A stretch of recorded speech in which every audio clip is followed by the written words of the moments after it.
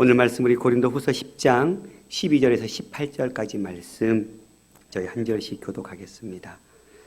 12절부터입니다. 우리는 자기를 칭찬하는 어떤 자와 더불어 감히 짝하며 비교할 수 없노라. 그러나 그들이 자기로서 자기를 헤아리고 자기로서 자기를 비교하니 지혜가 없도다.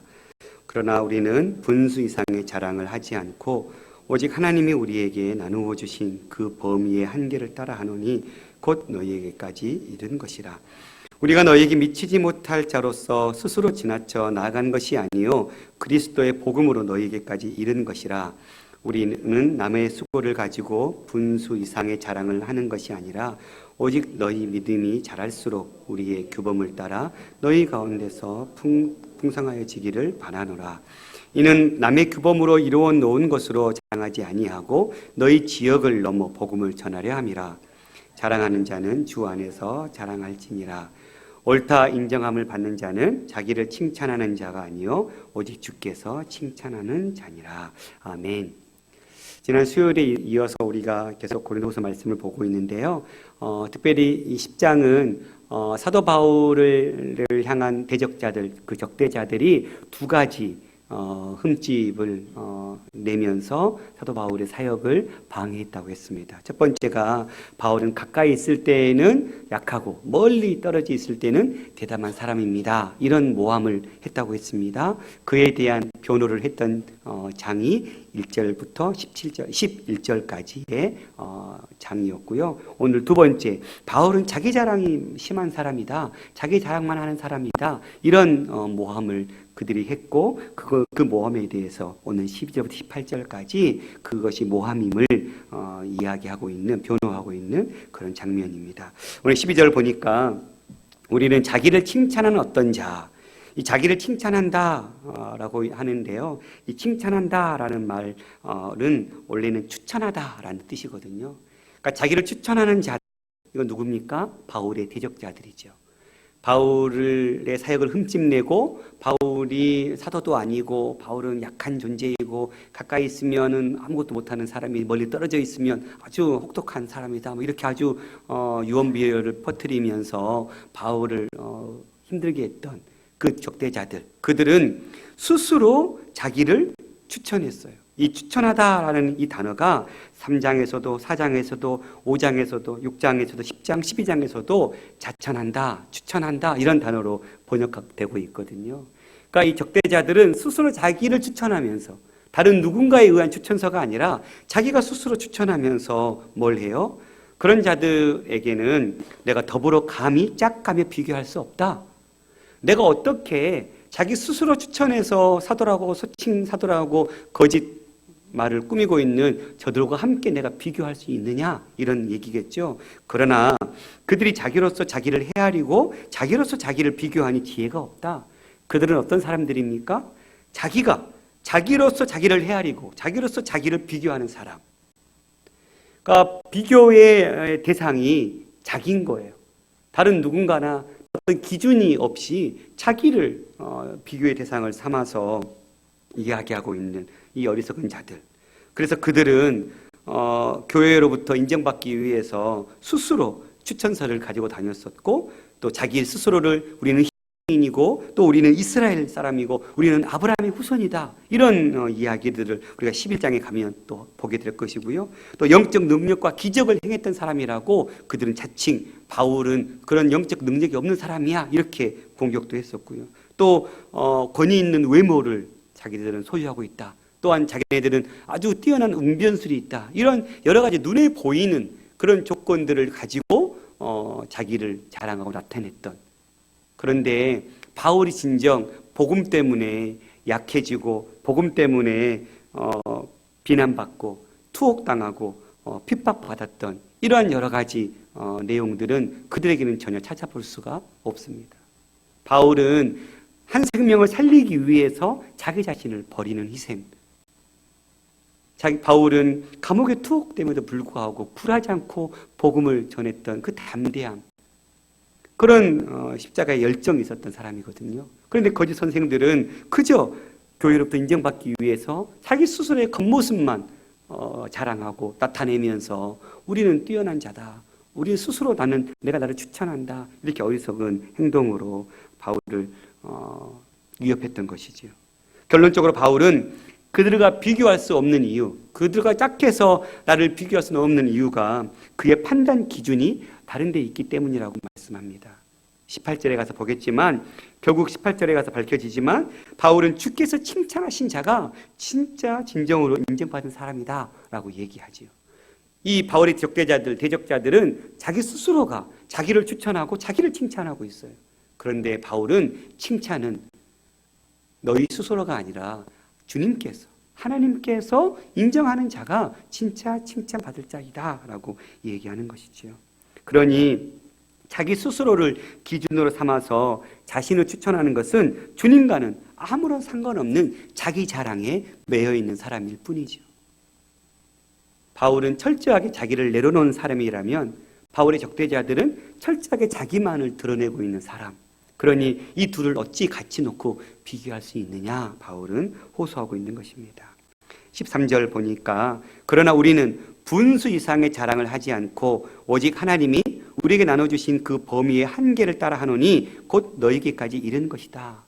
좀 이해하기 어려운 말을 하고 있어요. 우리는 바울과 그 일행들은 분수 이상의 자랑을 하지 않았다 이야기하고 있어요. 분수 이상의 자랑은 어떤 기준이 없어서 계산이나 측량할 수 없는 자랑을 이야기하겠죠. 그런데 바울이 이 자기 자랑의 이 척도는 하나님께서 우리에게 나누어 주신 그 범위의 한계를 따라. 그러니까 바울은 분수 이상의 자랑을 하지 않았는데 그 분수 이상의 자랑은 뭐냐면 하나님이 자기들에게 나누어 주신 그 범위의 한계에 따라 자신들은 자랑했다. 그럼 이 자랑이 무엇이겠어요? 바울의 사역을 얘기하는 것이죠. 바울은 이 말씀을 통해서 자기를 칭찬하는 어떤 자가 자랑이 자기의 자랑에 그치고 마는 것과 대조적으로 하나님의 관점에서 자기 자랑이 무엇인가를 설명해 주고 있는 거예요. 바울의 자기 자랑은 하나님께서 바울에게 정해주신 이렇게 이만큼 사역해라. 하나님께서 정해주신 그 한계에 따라 바울은 최선을 다해서 복음을 전했던 그것이 진짜 자랑이다라고 얘기하고 싶었던 것 같아요. 그래서 이 한계라고 번역된 단어는 규칙, 표준, 척도, 한마디로 잣대거든, 잣대. 바울은 어떤 잣대로 사역을 했어요? 하나님이 정해주신 그 잣대를 가지고 사역한 거예요. 측정 기준이 하나님이었어요. 하나님의 뜻, 하나님의 명령. 그래서 이 카논이라는 이 단어를 쓰면서 바울은 하나님께서 마치 자신의 사역을 자로 재듯이 분명하게 알려주셨다. 이걸 말하고 싶었던 것 같아요. 그런데 적대자들은 그런 하나님의 사명이나 그 사역 어떤 뜻, 계획 없이 자신들이 스스로 그 일들을 하고 있다. 이렇게 비교하고 있는 것이겠죠. 하나님이 바울에게 정해주신 한계는 이방인들에게 복음을 전하는 것이었죠. 그래서 이 사실을 예루살렘 종교회의에서 합의했음을 우리는 갈라디아서 2장에서 볼 수 있습니다. 함께 읽어볼까요? 시작. 도리어 그들은 내가 무할례자에게 복음 전함을 맡은 것이 베드로가 할례자에게 맡음과 같은 것을 보았고 베드로에게 역사하사 그를 할례자의 사도로 삼으신 이가 또한 내게 역사하사 나를 이방인의 사도로 삼으셨느니라.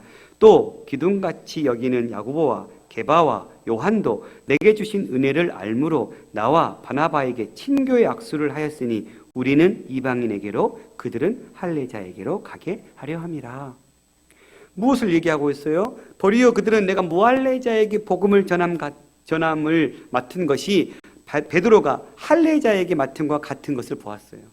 바울 일행은 무할례자들, 즉 이방인들에게 복음을 전하는 것이 주의 뜻이었고 베드로나 12사도 제자들은 할례 받은 자들, 즉 유대인을 대상으로 사역하는 것이 하나님의 정해주신 계획, 한계, 즉 잣대였죠.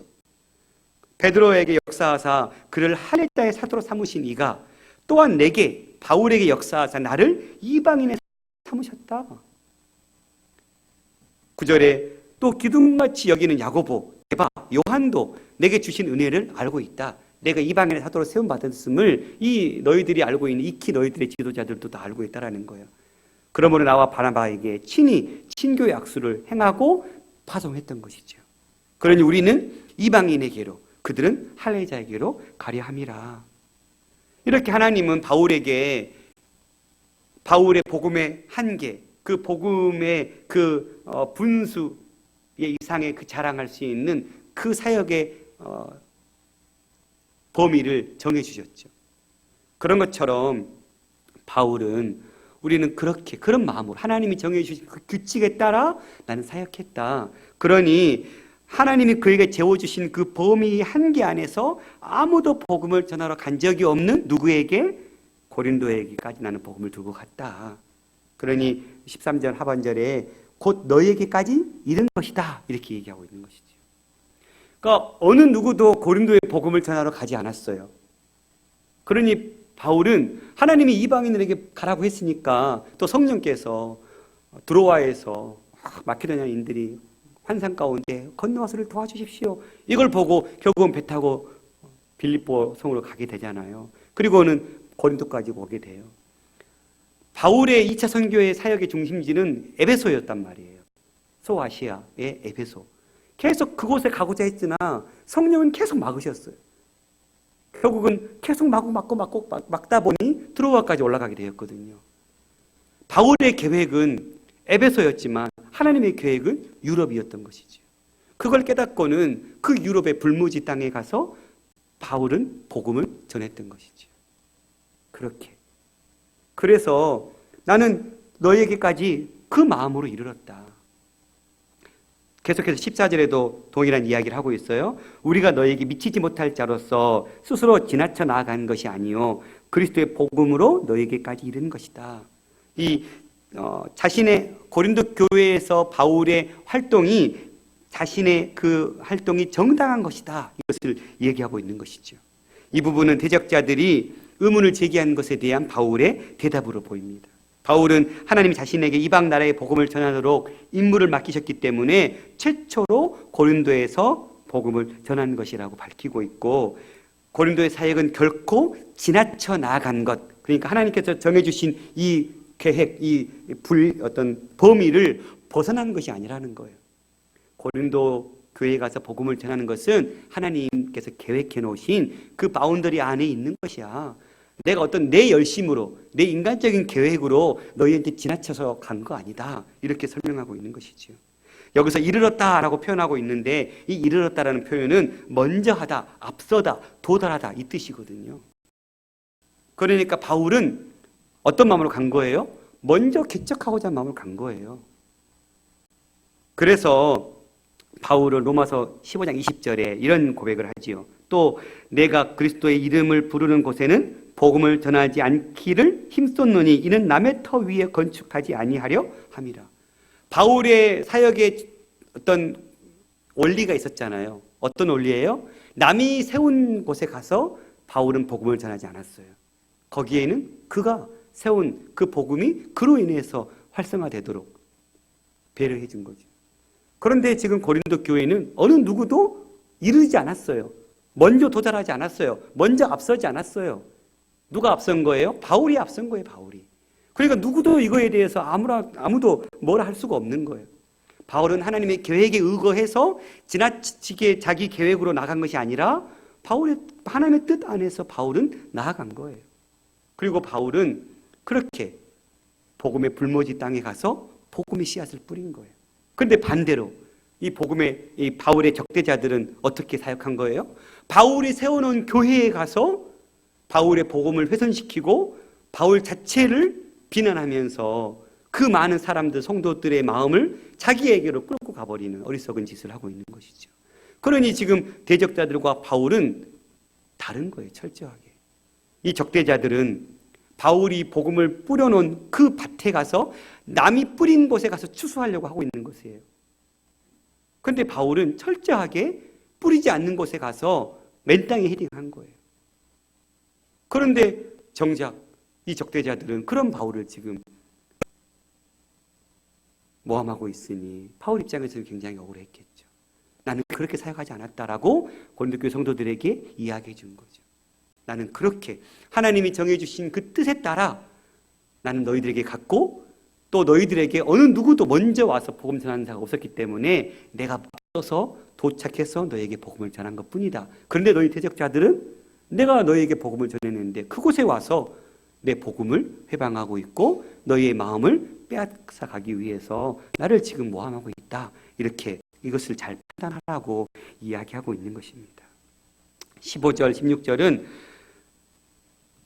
우리는 남의 수고를 가지고, 그렇죠? 바울은 철저하게 남의 수고가 아니었어요. 분수 이상의 자랑을 하는 것이 아니라, 즉 하나님이 맡겨주신 그 어떤 한계를 넘어서서 복음 사역을 하지 않았다라는 것이죠. 오직 너희 믿음이 자랄수록, 이 믿음은 어떤 그리스도로 향한 신실한 믿음이라기보다는 어떤 신뢰, 혹은 바울과의 관계 속에서 지금 고린도 교회 성도들이 지금 적대자들이 모함함으로 인해서 지금 이 신뢰가 깨졌잖아요. 그러니까 바울은 지금 고린도 교회 성도들과 바울 사이에 신뢰가 회복되기를, 그래서 너희가 나를 향한 그 신뢰가 자랄수록 우리의 규범을 따라, 이 규범은 아까도 나왔던 카논, 즉 잣대이죠. 그 잣대에 따라 너희 가운데 더욱 풍성해지기를 내가 바란다. 이는 남의 규범을 이뤄놓은 것, 지금 적대자들은 어떻게 했어요? 바울이 이루어놓은, 남의 규범으로 이루어놓은 것을 가지고 자랑했죠. 나는 그렇게 하지 않고 너희 지역을 넘어 복음을 전하려 함이라. 바울은 어떻게 하겠다라는 거예요?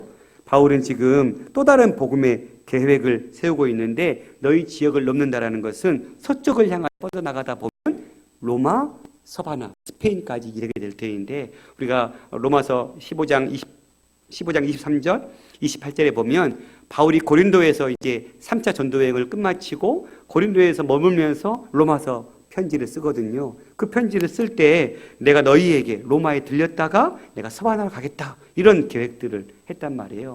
그러니까 바울이 지금 유럽 고린도까지 복음을 전했어요. 그 다음 바울의 목적지는 어디예요? 로마를 향해서 서바나까지, 스페인까지 가게 하는. 그러니까 바울은 지금 계속해서 복음이 증거되지 않는 곳에 속히 나아가서 하나님의 뜻에 따라 그 복음을 전하기 위한 놀라운 계획을 세우고 있었어요. 그러니 고린도 교회 성도들아, 너희가 내 이 사역을 깨닫고 너희도 함께 너희 지역을 넘어서 내가 복음을 전하는 이 사역에 누가 되어달라고 하는 거예요? 동역자가 되어달라.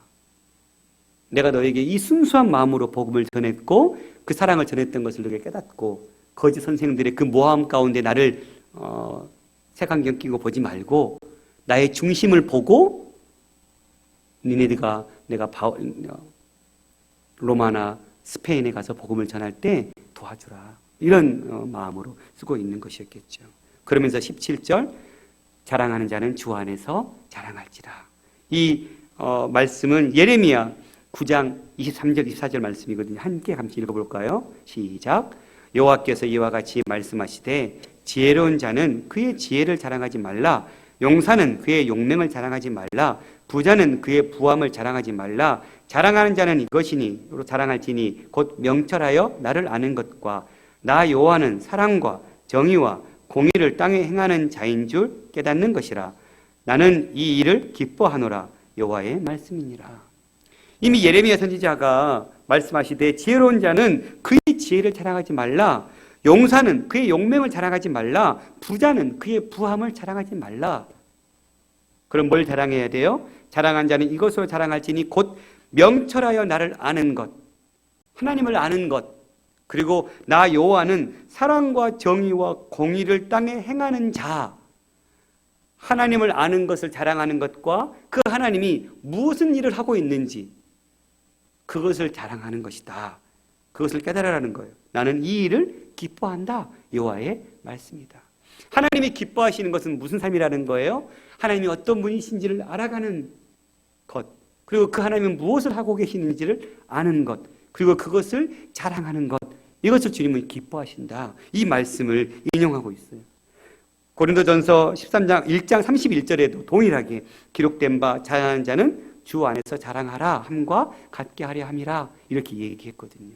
그러니까 두 번이나 지금 이 말씀을 인용하면서 바울이 무엇을 얘기하고 싶었겠어요? 인간 자신의 지혜나 용맹이나 능력을 의지하는 것에 맞서서 우리에게는 오직 하나님 밖에는 의지할 것이 없고 자랑할 것이 없다는 이 원칙을 이야기하고 싶었던 것이겠죠. 따라서 이 문구는 우리의 자랑이 그리스도와 그가 이루신 일이 되어야 한다는 것을 말씀하고 있습니다. 우리의 자랑은 오직 예수 그리스도밖에 없지요.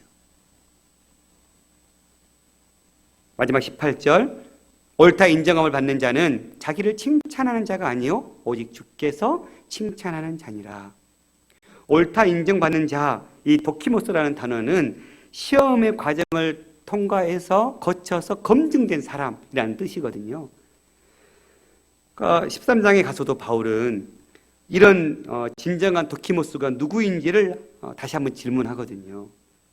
그래서 세상적 기준에 따라 보면 어떤 외면적인 것들로 그 근거를 이루겠지만 바울이 얘기하는 주님이 진정 원하시는 그 기준, 그 도키모스는 주님 자신의 기준을 따라 인정하는 사람이겠죠.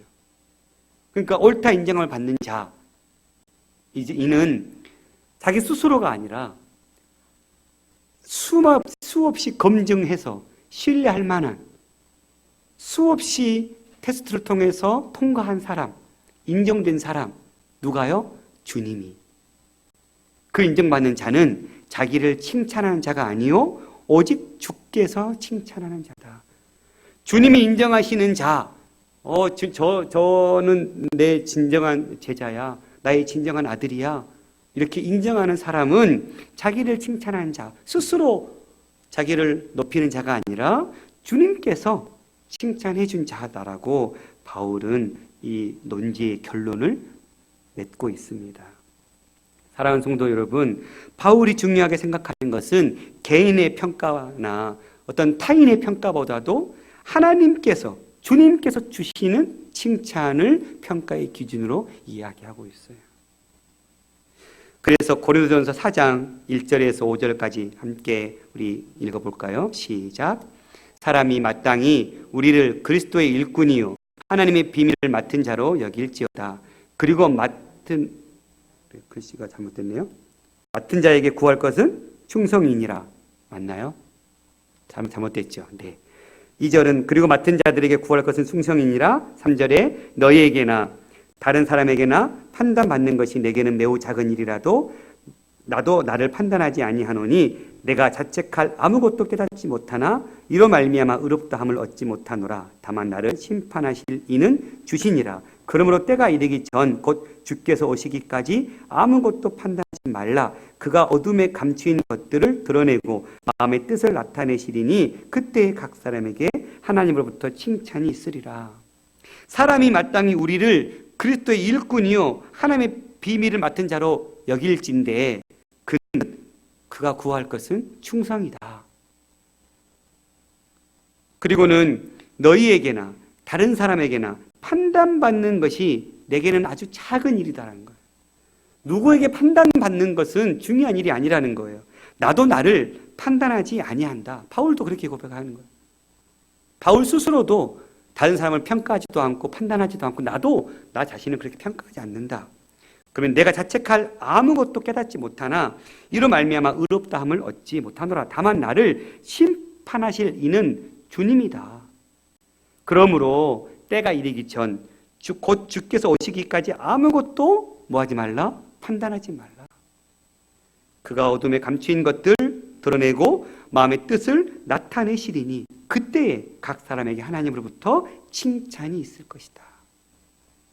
그런데 우리가 다른 사람에 대해서 가타부타 말할 것이 아니라 그가 칭찬받을 사람이라면 하나님께서 그 칭찬을 드러낼 것이고 그가 잘못된 것들 때문에 어려움을 당해야 된다면 하나님께서 그 어려움을 당케 하실 것이다.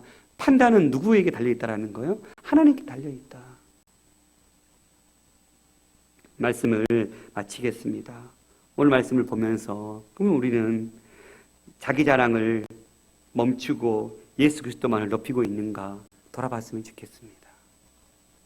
특히 앞에 선 사람, 교회 공동체 안에서 자리에 앉은 사람일수록 자기 자랑을 늘어놓을 때가 참 많아요. 저 같은 사람.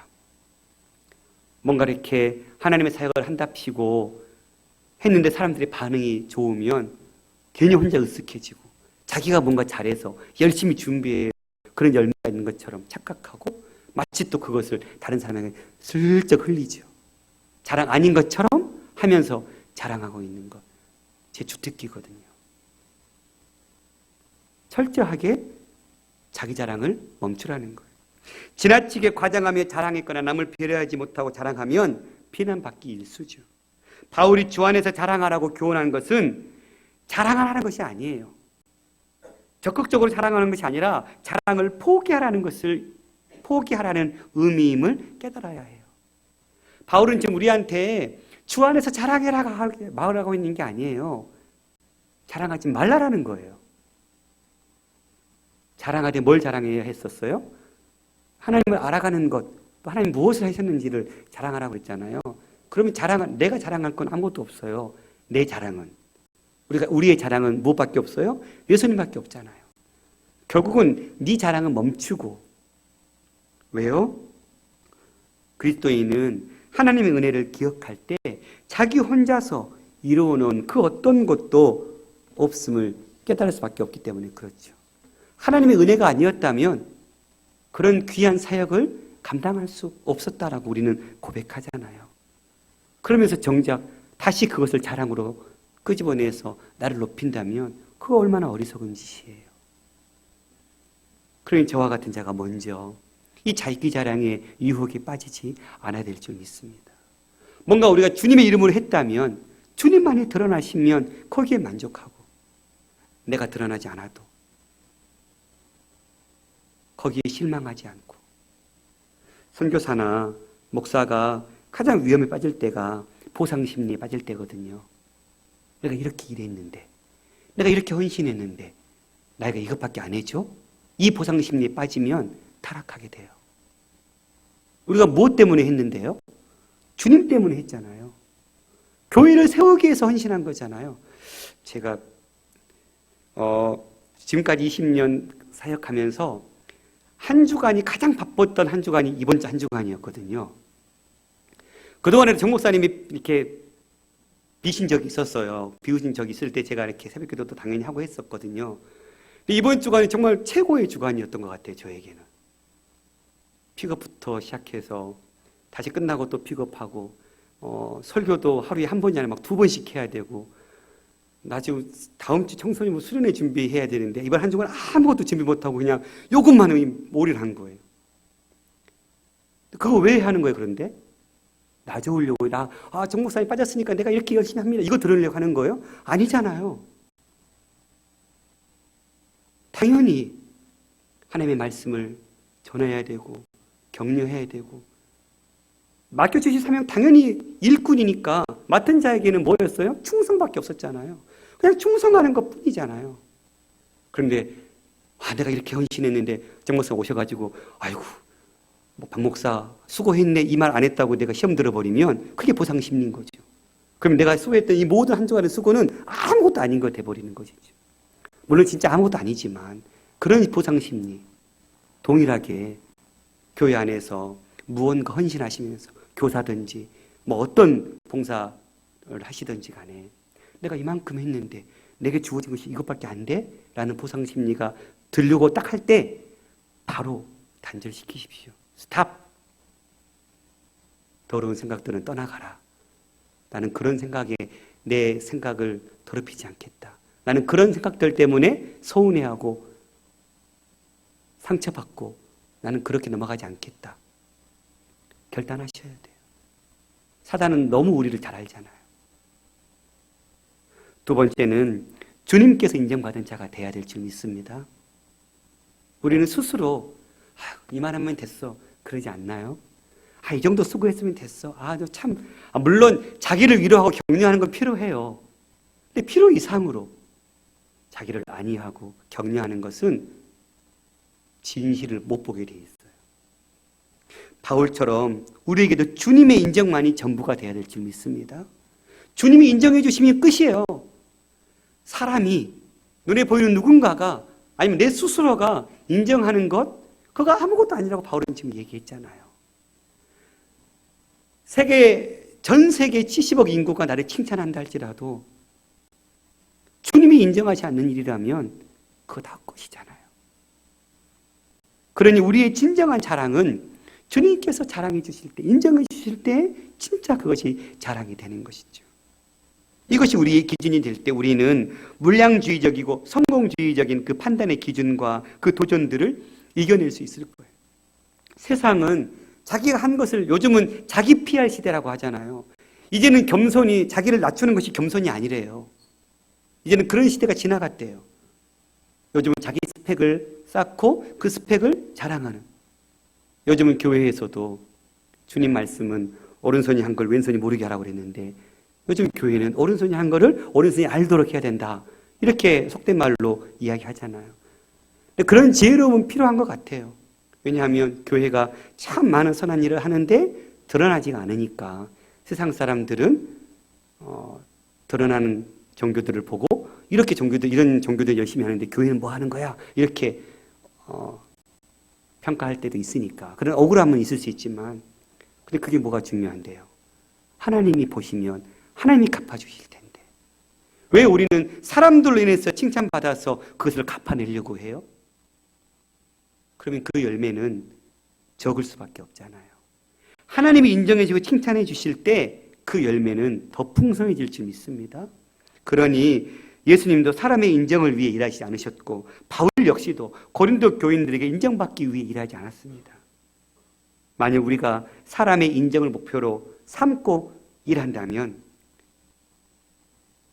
사람들이 사용하는 방식을 사용할 수밖에 없을 거예요. 주님이 인정하시는 그 인정을 원한다면 주님이 기뻐하시는 방법을 사용할 거예요. 그러니 저와 여러분이 주님이 기뻐하시고 주님께 인정받을 만한 그 방법으로, 그것은 바울이 보여줬던 자기를 죽이고 고난과 핍박을 마다하지 않고 다른 사람을 위해서라면 모든 것을 배선물로 여길 줄 아는 그 바울의 마음으로 우리가 주님의 맡겨주신 사역을 감당할 때 우리는 하나님으로부터 칭찬받는 일이 주어질 줄 믿습니다. 우리 자신이 이루는 일을 앞세울 것이 아니라 처음부터 끝까지 주님이 우리를 통해서 일하시는 그것을 증거하고 자랑하는 그런 복된 하나님의 자녀들이 되었으면 좋겠습니다. 우리